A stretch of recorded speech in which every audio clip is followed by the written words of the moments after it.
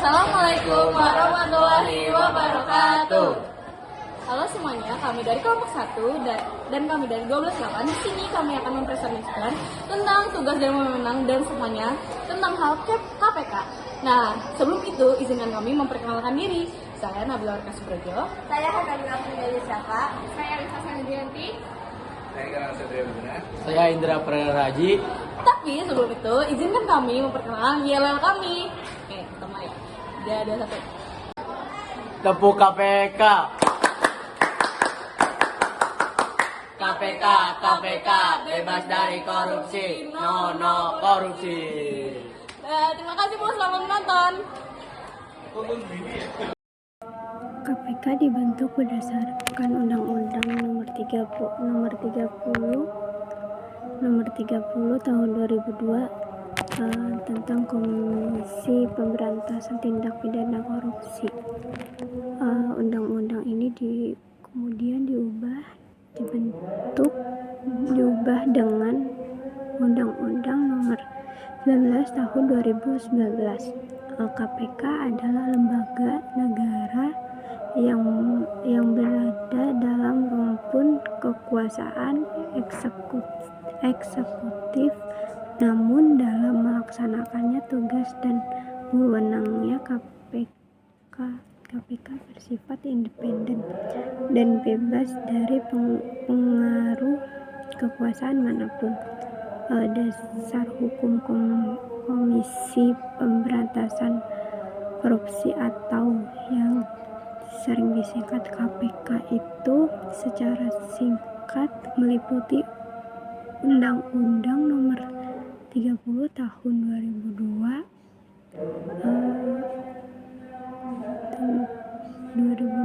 tentang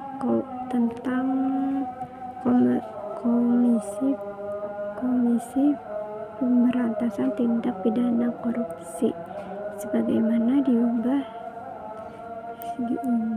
dengan Undang-Undang Nomor 19 Tahun 2019. KPK adalah lembaga negara yang independen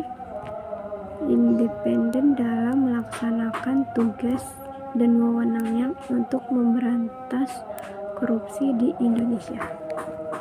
Setelah mengenal apa itu KPK, sekarang kita masuk ke sejarahnya. Gimana sih KPK itu awalnya bisa terbentuk? Nah, sejarah KPK berawal dari berbagai upaya pemberantasan korupsi yang sebenarnya sudah dilakukan sejak awal kemerdekaan. Pemerintah pernah membentuk banyak lembaga dan aturan, tapi semuanya dinilai belum efektif karena kasus-kasus besar tidak terselesaikan dengan baik. Sementara praktik korupsi justru semakin meluas.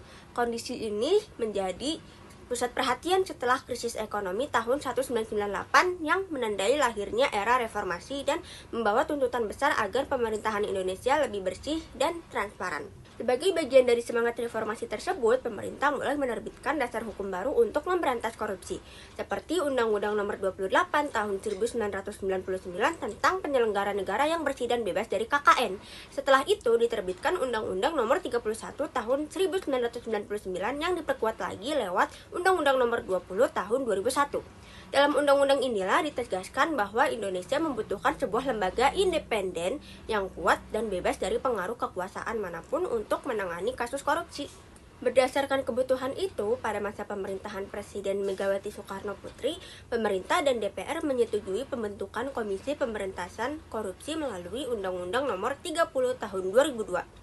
Undang-undang ini menandai berdirinya KPK secara resmi. Lalu, pada akhir tahun 2003, KPK mulai beroperasi setelah para pimpinan pertamanya dilantik. Sejak saat itu, KPK berperan sebagai pemicu agar lembaga penegak hukum lain seperti kepolisian dan kejaksaan bekerja lebih efektif dalam memberantas korupsi. Seiring waktu, KPK mengalami berbagai perubahan. Salah satunya revisi undang-undang pada tahun 2019 melalui Undang-Undang Nomor 19 Tahun 2019. Perubahan ini memunculkan banyak perdebatan publik karena dianggap dapat mengurangi independensi KPK. Meskipun begitu, hingga hari ini KPK tetap menjadi lembaga utama dalam pemberantasan korupsi dan menjadi simbol komitmen bangsa Indonesia untuk mewujudkan pemerintahan yang bersih dan berintegritas. Oke, baik. Di sini saya akan menjelaskan tugas dan wewenang dari KPK. Tugas KPK diatur dalam Undang-Undang Nomor 30 Tahun 2002 tentang pemberantasan tindak pidana korupsi.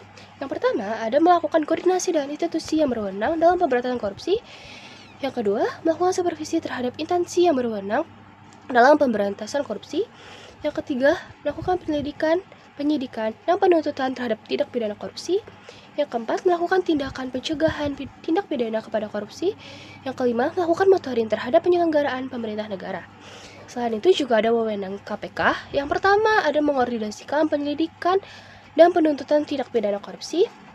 Yang kedua, menetapkan sistem pelaporan dalam kegiatan pemberantasan korupsi. Yang ketiga, meminta informasi tentang kegiatan pemberantasan korupsi kepada instansi yang terkait. Yang keempat, melakukan pertemuan atau dengar pendapat dengan instansi yang berwenang dalam pemberantasan korupsi. Dan yang kelima, meminta laporan dari instansi terkait mengenai pencegahan tindak pidana korupsi. Jadi, sebenarnya tugas dan wewenang KPK itu memiliki isi yang hampir sama. Cuma memang ada beberapa yang berbeda.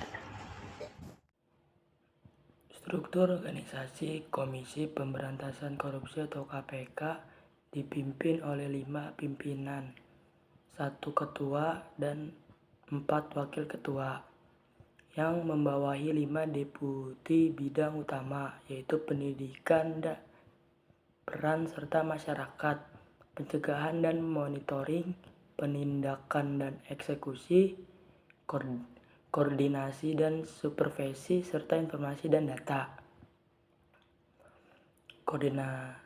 Selain itu, terdapat juga organ pengawas seperti Dewan Pengawas dan unit pendukung seperti Sekretariat Jenderal dan Inspektorat. Terima kasih. Selanjutnya adalah peran KPK dalam berbagai bidang. Yang pertama adalah dalam bidang politik. KPK menjaga agar pejabat dan pemimpin tidak menyalahgunakan jabatan dan kekuasaannya demi keuntungan pribadi. Contohnya pada 7 November 2025, KPK melakukan operasi tangkap tangan terhadap seorang bupati di Kabupaten Ponorogo yang diduga melakukan tindak korupsi. Selanjutnya dalam bidang ekonomi, KPK mencegah kebocoran uang negara agar dana pembangunan dapat digunakan sebaik-baiknya. Misalnya, KPK menetapkan 5 tersangka baru terkait pengelolaan dana program pemulihan ekonomi nasional atau PEN di Kabupaten Situbondo dengan nilai suap mencapai 4,21 miliar. Dalam bidang sosial dan budaya, KPK berupaya menanamkan budaya kejujuran serta anti korupsi di masyarakat agar generasi muda tumbuh dengan karakter bersih dan integritas tinggi. Sedangkan dalam bidang pertahanan dan keamanan, KPK mengawasi agar anggaran sektor keamanan dan pertahanan tidak disalahgunakan, sehingga kekuatan negara tetap terjaga.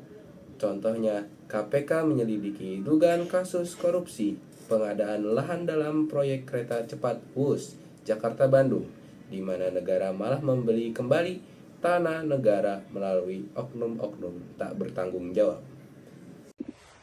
Nah, di sini saya akan menjelaskan kasus-kasus yang ditangani oleh KPK. Dari 2020 sampai 2024, KPK telah menyelesaikan atau telah menangani kasus sebanyak 2.730 kasus yang ada di Indonesia. Nah, di sini saya akan membahas 3 kasus yang terbesar dan paling kontroversial yang ada di Indonesia. Yang pertama, saya akan menjelaskan kasus EKTP. Kasus penggandaan kartu tanda penduduk elektronik atau EKTP merupakan salah satu kasus terbesar dan paling sering dibahas yang pernah ditangani oleh KPK. Kasus ini melibatkan sejumlah pejabat pemerintah tinggi dan anggota parlemen yang diduga terlibat dalam korupsi yang mengakibatkan kerugian negara sebanyak 2,3 triliun. Nah, penyelidikan KPK dalam kasus ini telah menyelesaikan dan menangkap dan menuntut para tersangka termasuk anggota parlemen. Nah, yang kedua itu kasus korupsi 271 triliun yang melibatkan salah satu suami artis yaitu Sandra Dewi. Ini tuh paling sering dibahas karena paling kontroversial dan tentunya sangat merugikan negara karena telah melibatkan tambang yang ilegal, juga merugikan lingkungan serta kerugian negara yang sangat besar, yaitu 271 triliun. Nah, selanjutnya ada kasus Pertamina.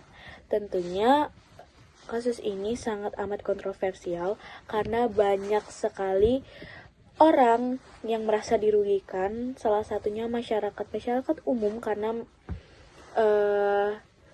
Pertamax itu dioplos dari Pertalite menjadi Pertamax, karena itu tentunya sangat merugikan masyarakat dan menghilangkan kepercayaan publik, dan juga merugikan kerugian negara sebanyak 176 miliar. Dari beberapa contoh yang sudah saya jelaskan di atas, tentunya upaya KPK dalam melakukan menangkap dan menangani kasus-kasus korupsi di Indonesia yang terbesar ini juga menjadi upaya keras mereka untuk memerangi korupsi dalam perusahaan milik negara dan banyak kasus korupsi lainnya.